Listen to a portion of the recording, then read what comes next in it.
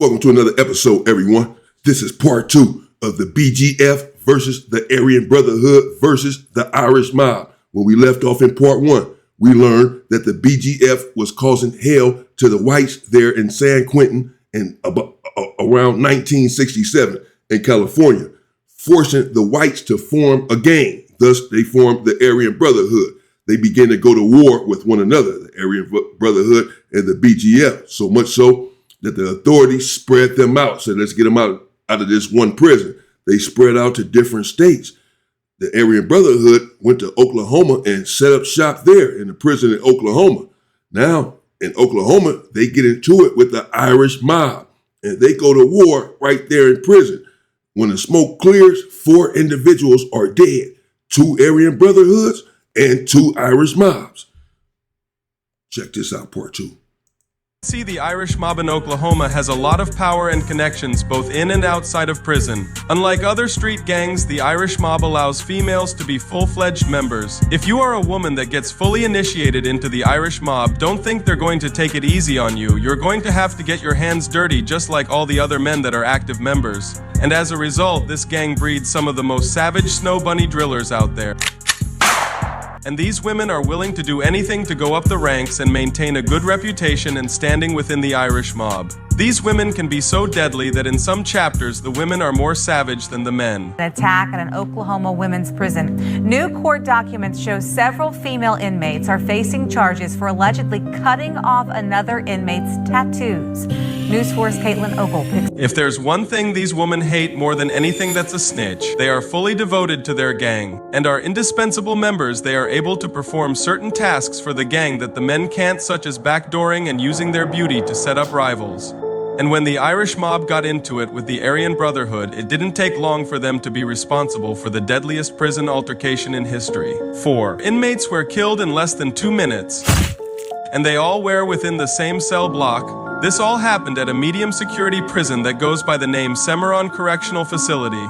This prison is located right by the city of Cushing. Medium security prison. And yeah, of course, all gangs use female affiliates for the same reason, to set individuals up. They can, use their femininity to attract opposition, and the opposition ends up cooked. But okay, they are at a minimum security prison. This prison has a capacity of 1,600 inmates. The beef first started popping off at this prison in June 2015 when a fight between the Aryan Brotherhood and the Irish mob sent 11 men to the hospital with serious injuries. Then not too much longer after, in September, the worst incident to ever happen in the entire state of Oklahoma occurs. In this fight, 24 inmates use homemade weapons and shanks to slaughter the ops. Anthony Fulwilder, Christopher Tigner, Kyle Teif, and Michael Maiden were all tragically killed, and many others were seriously injured and hospitalized. According to police, here is how this gang massacre went down. When a group of Irish mob inmates walked down the stairs to the bottom of their pod. When they get to the bottom of the steps, all the other inmates are having a good time playing poker, watching TV, and using illegal substances. The Aryan Brotherhood members were not congregated like they would be if they knew there was going to be a battle, so these boys must have had no idea what terror was coming their way. Since they were not paying attention, the Irish mob members had the advantage, and they took full advantage of it and snuck behind an Aryan. Which is a bit surprising that they're not paying attention and that they were not prepared, considering that they are the AB, the Aryan Brotherhood, and that apparently these individuals had a serious scuffle months before, because 11 individuals were sent to the hospital when they got into it months before. So it's been some months, and apparently the Irish mob done, lured them to sleep and let them think that everything is over. Perhaps, I'm sure, obviously had conversations. The brass, the hierarchy had conversations, resolved the issue. Apparently it was because if it wasn't resolved, then they'd have been going at it with one another. They must have came together and on the surface resolved the issue. But the Irish mob apparently said, no, it's not resolved. On the surface, they must have said it was resolved, but clearly it was a sneak attack. And the whole time that they was acting like everything was good, It was not good, and they came down the stairs, and the Aryan Brotherhoods are sitting there playing cards and playing chess and playing dominoes because they don't think it's no funk. They don't think it's any smoke. They think everything is good, and it goes all bad. Brother who was playing chess and plunged a giant shank into his neck. Even though the Aryan brothers on this pod were caught off guard, they still had shanks and a lot of heart and started slashing back at the Irish mob members. And by the end of the battle, all that was left was a bloody pool in the middle of the pod. Pt.2, who was still a very young man and only 23 years old at the time of his untimely passing, was a member of the Irish mob. And for his 29-year-old buddy, who also tragically passed away, he was also a member of the Irish mob. Christopher Tigner was also a high-ranking member at the time of his death. Losing such a high-ranking member was going to hurt the structure and organization of the mob, but by no means was it a victory for the Aryan Brotherhood. Anthony Fulwilder, who was 31 at the time of his passing, was a member of the Aryan Brotherhood, and his 26-year-old buddy Michael Maiden was also a member of the Aryan Brotherhood who tragically lost his life during the battle. The gang scoreboard was 2-2, and there was no winners or losers, just a lot of pain and sadness for each organization who had lost loved ones. The Department of Corrections says Anthony Fulwilder, Kyle Tiffey, Christopher Tigner, and Michael Maiden died after a fight at the prison, the facility owned by a private company, Corrections Corporation of America. In a statement, they say that the deaths were in a single housing unit, no staff members hurt. Right now, Jared Cruz, Cordell Johnson, and Jesse Hood are still in the hospital. Earlier this summer, there was a fight involving up to 300 inmates that sent 11 to hospitals at that time. Even for the deadly prisons in Oklahoma, this type of massacre was unprecedented and got the attention of a number of different news outlets because of the brutality of the attacks. Gates leading up to the facility are closed. Traffic going in and out of the facility being heavily monitored. Tonight, the entire prison is on lockdown. This all started just after 4:30 when a riot broke out inside one housing pod. It took guards 40 minutes to get a handle on the situation and stop the fighting. We know 3 inmates are dead. 5 others were taken to a local hospital. And we know now that one of those 5 inmates taken to the hospital tragically passed away, which brought the body count up to 4. The incident... Yeah, and this is reminiscent of the riot melee that transpired in Ely State Prison in Nevada between the Southsiders and a white racist gang there in Ely State Prison.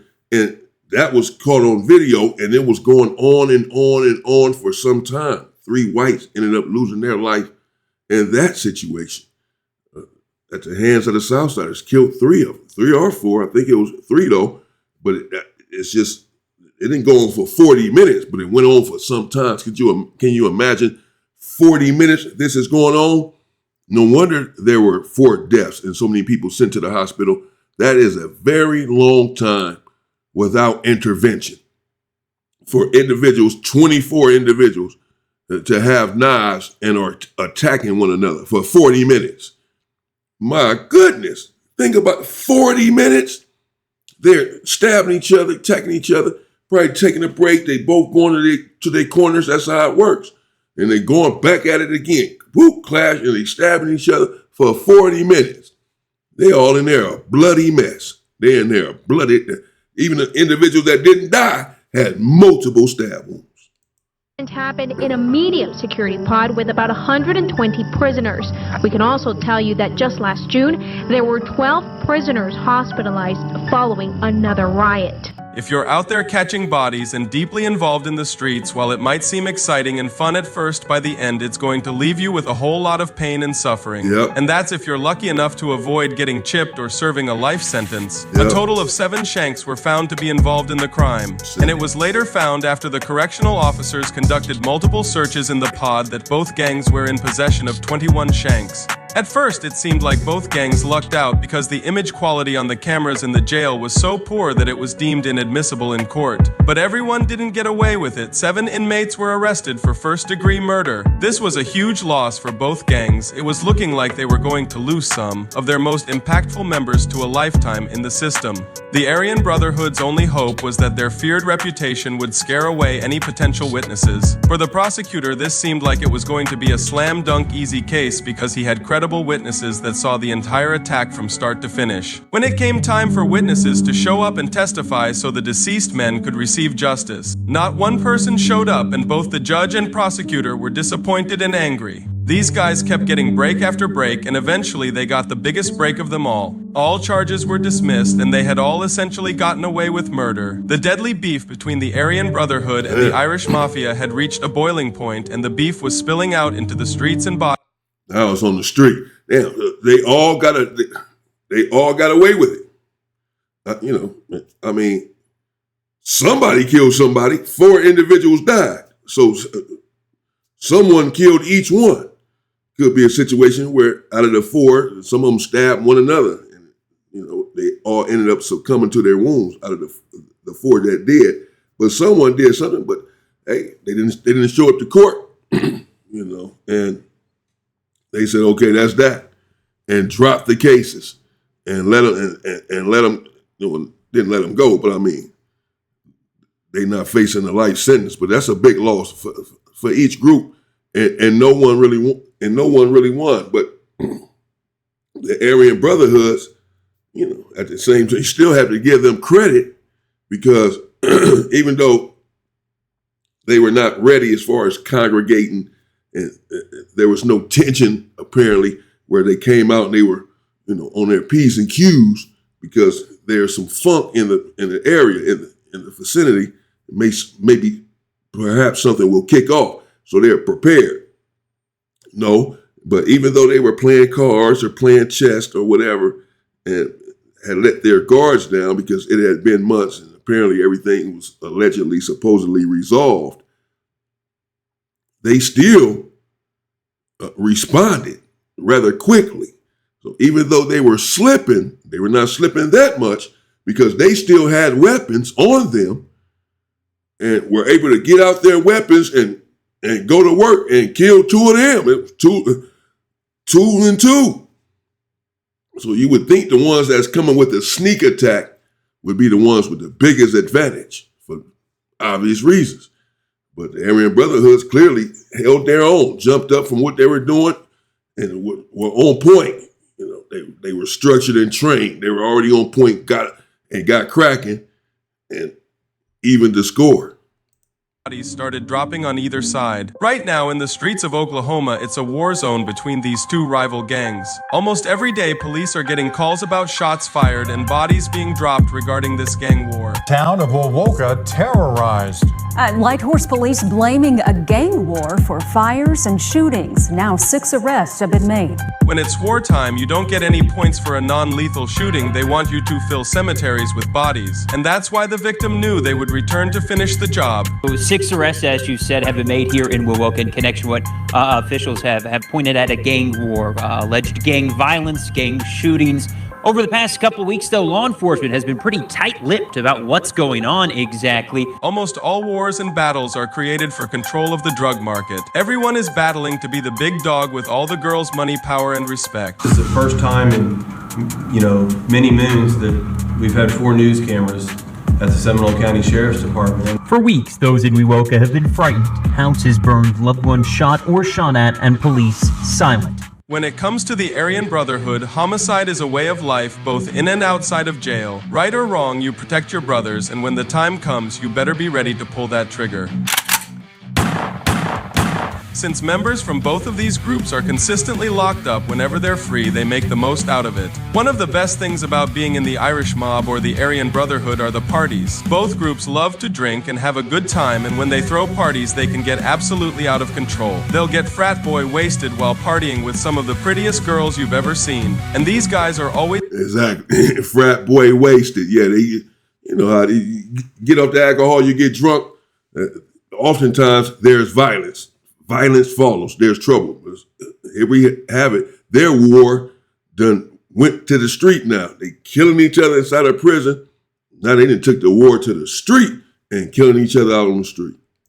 In party mode because of all the ice they're smoking. Women love bad boys, and both the Aryan Brotherhood and the Irish Mob are great with the ladies. Both gangs are cracking all the baddest girls, and because of the mind games they play, they can even get their girls to come along for a homicide. remember two suspects in that case, George Watson, held here at the Oklahoma County Jail, and Lindsay Mayab, still in a Florida jail. In a newly filed search warrant, an Edmond police officer writing that a tipster called detectives and said that a man, quote, named George, who recently got out of prison and is a member of the Aryan Brotherhood, killed Sawyer English. That a reference to the white supremacist prison gang. The tipster also telling police that Lindsay Mayab had called somebody in that gang. She said she needed someone to feed their dogs because she and Watson had left town without making plans for her pets. You gotta give the Brotherhood some props. Shout out to the Aryan Brotherhood for taking care of her dogs. She says Watson made her drive to English's house, saying they were now, quote, on the run, and that she was afraid for her safety. Yes, sir. Meantime, new video into Channel 5 tonight from a Florida courtroom shows Mayab agreeing this week to be sent back to Oklahoma to face murder charges. When it comes to both of these gangs, the power they have over women is insane. Girls treat these men as kings and will do anything they say without asking questions. Remember at the beginning of the documentary, the girls from the Irish mob that cut off another girl's tattoos for snitching after an Irish mob member sent a hit. It's not just the mob that has the power to do this. The Aryan Brotherhood has a strong group of female associates that are willing to put in work for the gang. Dustin Clem, who was the big dog in his chapter, used to be cracking all the baddest girls. He's always had the ability to fully control a girl's mind and get them to do anything he says in order to push the agenda for the Brotherhood. Who authorities say is a known member of the Aryan Brotherhood white supremacy gang, is accused of ordering assaults of a female inmate.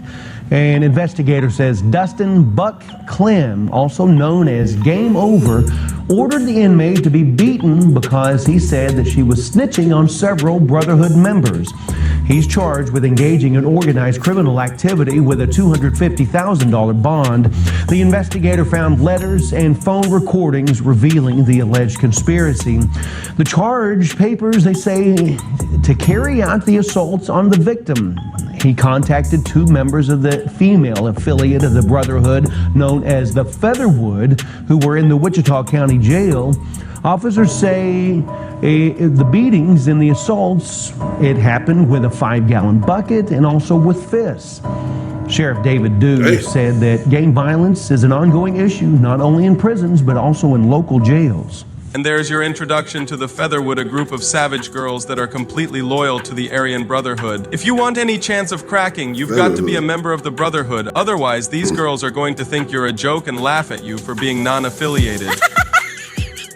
When you join a gang, if you want to stay alive, you're going to have to give up a lot of the things you used to love. When it's wartime and you have visible tattoos, repping your gang nowhere out in the streets is safe. Anyone could recognize your tattoo. You can easily get chipped just for a small tattoo. And you're always going to have to look over your back for the rest of your life. Your enemies might recognize your tattoo 20 years later and might still be willing to pull the trigger. The gang lifestyle is blood in and blood out, and only a very select few are ever able to successfully make it out alive and not doing a life sentence. As a gang member, the numbers are against you. Many don't make it to their 25th birthday as a free man. By that age...